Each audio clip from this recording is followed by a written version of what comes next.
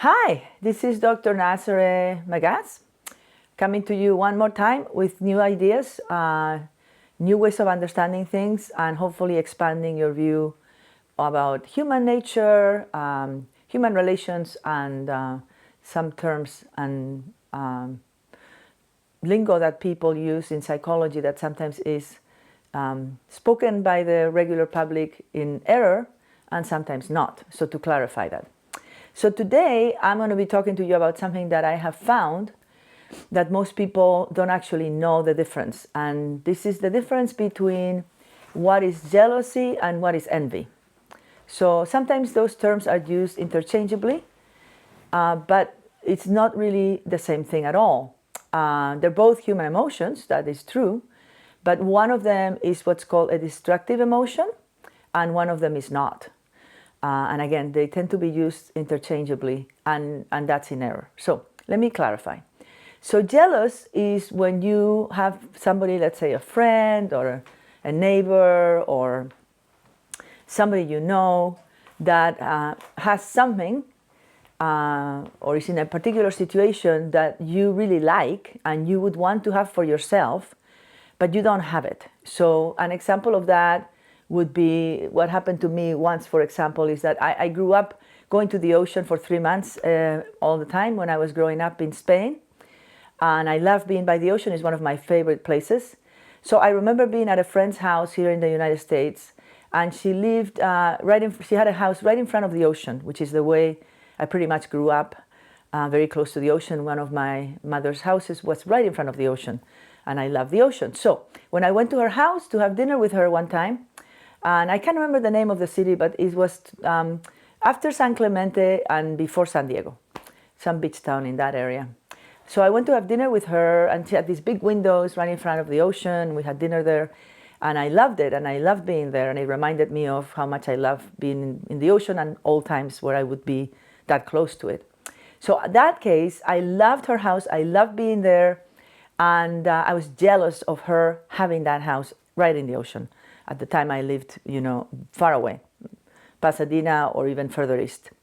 In any case, I was jealous meant that I liked what she had, I wanted what she had, I would want to have a house with all these windows facing the ocean, but I don't not want her to have it. So I am happy that she has it. I am happy in her house enjoying this luxury she has, this condition, but I don't want to poo-poo it in any way. So that's jealousy. So jealousy is when you want something somebody has, but you don't mind that they have it. You're happy they have it even. It's just that you would like it to have it also. So an example of jealousy was a good friend of mine, another example, a good friend of mine when I was in college, before we had everything through computers, I was typing up a paper last minute in her house actually, and she lived very close to the university. So I was finishing up the paper in her house on a typewriter, before we had computers at the ease we have now, whereby you have to white out things and stuff, so it's a little more problematic to have errors. But in any case, I finished the paper in her house, and she was taking me to the university to drop it off. And as I was driving to drop it off with her, she looked at me and she turned to me and she said, I am so upset with you, and I am so jealous because you just wrote this paper at the last minute. We're turning it on at the very last minute of when it's due, and you just finished it, and we're going to do this, and you're going to turn it in, and you're going to get an A. And I would not be able to do that. I'd have to do it way ahead. I'd have to go through it and edit it, and I wouldn't have the opportunity to do it last minute like you and actually get an A. I would not get such a good grade if I did it your way. Now, this was a very healthy friend because she was able to tell me about her jealousy, which in no way wanted any ill will toward me, because she would want to have what I had, which is the ease with which I could do something at the university level, because universities for me were easy and fun, and it really wasn't much of a struggle to study and write papers and do all of that. I love doing that. I love learning. So I love this friend for that. Her name is Judy, because she was able to tell me. Many people don't tell you these things. By her telling me, it made me aware that I had a privilege, an asset, that I could do something like this last minute. If she hadn't told me that, I would just assume, as we all do, that everybody can do this. So it was a gift for her. Number one, she didn't keep that feeling to herself. And number two, it taught me that I had something that was a privilege and it made me appreciate it. So that's an example of jealousy. Me with my friend's summer house by the ocean and my friend telling me she's jealous of me. Nothing toxic about it. Envy, on the other hand, is a very destructive emotion. Envy is similar, and that's why people confuse it, I think, because with envy, you actually also want what the other person has, but you don't want them to have it. You want to destroy it for them. And you want to have it, but you don't want them to have it. You want to take it away from them and make it yours. So an example of envy, I had a friend of mine that was, not a very close friend, but a friend. And he used to organize classes for psychologists and psychiatrists getting CEU, which is continuing education credits. And he organized that. So he invited me to talks that would happen at lunches for psychiatrists and psychologists for me to give talks. And I did it for several years. And he was the one who organized it under a board, but he was the one who organized it. Well, apparently, after I had done it for 3 or 4 years, something happened whereby he became envious. At the time, I didn't understand what was happening. I don't think I understood envy very well myself. But it turned out that at the end of that talk, when he went to talk to the board about the next time, he would do it once a year, the next time he was going to organize, and I was one of the regular speakers, he told the board that I had done a very poor job and I was very disorganized and confusing. And I found out because I had made friends with one of the people at that lunch, and she happened to be on the board. So otherwise I wouldn't have known. Following that, I was never invited to talk again because, of course, the board didn't know whether that was accurate or not, but he was trying to destroy that opportunity for me. So that's envy. And fortunately for me, that's unfortunate that that happened. It's really sad. But I would never have known if it wasn't for this other friend. And also I had the fortune that they would do evaluations at the end of the talk, and they'd give you the evaluations in an envelope, and they were all anonymous.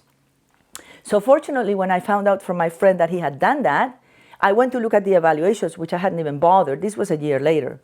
And I found that everybody had very positive comments. Only one person had a negative comment, out of many people. So, when you give talks or do therapy or do anything in life, there's always somebody who's unhappy with you. Sometimes more than somebody, maybe 3 or 4 people. But in general, you get a good response if you do a good job. So I had fortune that the friend told me, and I had the fortune that I had evaluations. And I was bewildered because at the time I didn't really understand envy. So fortunately, I got help from my partner about envy, which is what I'm teaching you today, and how envy aims to destroy. So what he did aimed to destroy my opportunity to give talks again. So that's envy. So if I had envy for my friend that I'm telling you about that had the house right in front of the beach, the way I would have related to her, I might have said, oh yeah, but you have this house and it's in San Clemente or whatever other city this was, which was not like Malibu or Santa Monica or La Jolla or Manhattan Beach.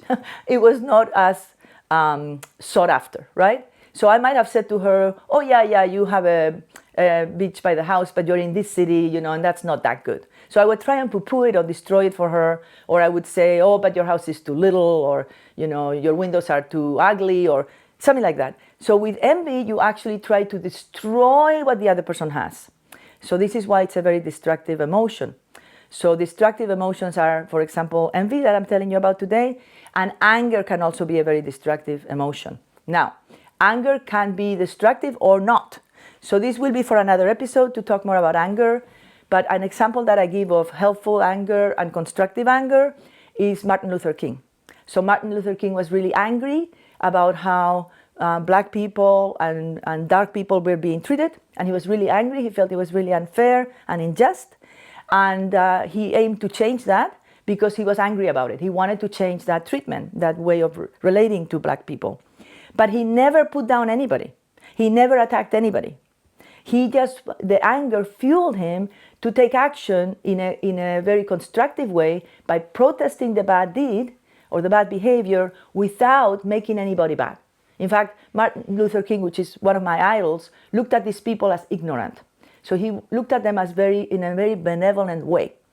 Other people who actually attack and injure people or criticize them or make them bad, that is not constructive anger. But constructive anger is something that we have when we have anger, and we just want to change something that's not right, but we don't do it by attacking, by putting down, or by harming anybody. But that will be for another episode, more talks about what are destructive emotions and what are constructive emotions. And again, jealousy is nothing, there's nothing destructive about it. And in the case of my friend, it was very constructive because it allowed me to understand that she had this feeling because she couldn't do what I was doing, and it allowed me to be happy and reappreciative that I had the ability to do that. Without her comment, I wouldn't have known. So I encourage you to tell your feelings, particularly constructive feelings, but I encourage you when you have envy to talk to someone and get help, because it's actually destructive, not just to the other person, but to you. You are in a very bad place when you're running on envy. The same when you're running with destructive anger. So that's it for today. This is a short one. I hope it's helpful. More often than not, when I talk to people about jealousy and envy, they are really surprised to hear the difference. So I hope this helps. So again, please subscribe if you haven't already. Please give it a thumbs up if you like it or you found it helpful. Share with other people if you can, because I am trying to give this information to as many people as possible, because I have found that people get help from this. So thank you for watching. Thank you for following. And I will see you the next time. Bye-bye.